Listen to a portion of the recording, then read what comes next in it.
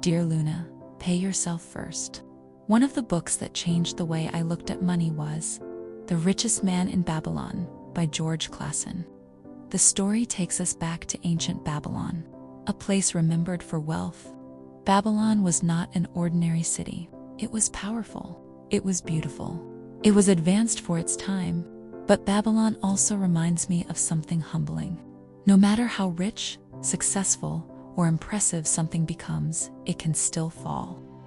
So when I read this book, I don't read it to admire Babylon. I read it to learn the wisdom behind one simple lesson: the cure for a lean purse. And in the story, we meet Arcad. Arcad was once a poor scribe. He worked hard, but his purse was always empty. No matter how much he earned, money seemed to pass through his hands. Until one day, he learned a lesson that changed his life. He was told, "A part of all you earn is yours to keep." That became the first cure for a lean purse. Set aside at least 10% of your income, or in simple words, pay yourself first. This is the best lesson I personally implemented from the book. I started setting aside 10% of my income before spending the rest. Before rent, before groceries, before bills, before little wants that seemed harmless. I treated my savings like a bill, just like electricity, just like water, just like something I had to pay every month. Only this time, the bill was for my future self. And when I think about it now, that small discipline helped me build my first real savings in my early 30s. That discipline eventually helped me buy my first property. It did not happen overnight.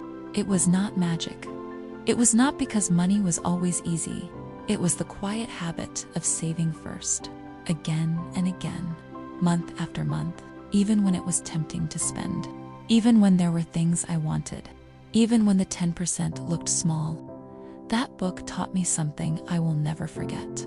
We should not only work for money, we should also teach our money to stay, grow, and work for us. Sometimes we forget to acknowledge our own effort.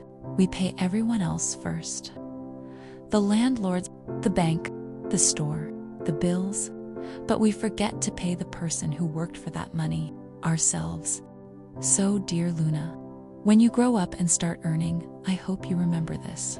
Do not wait until you have a big salary before you save. Start with what you have, even if it feels small. Pay yourself first. Protect that habit. Let it teach you patience. Let it teach you discipline.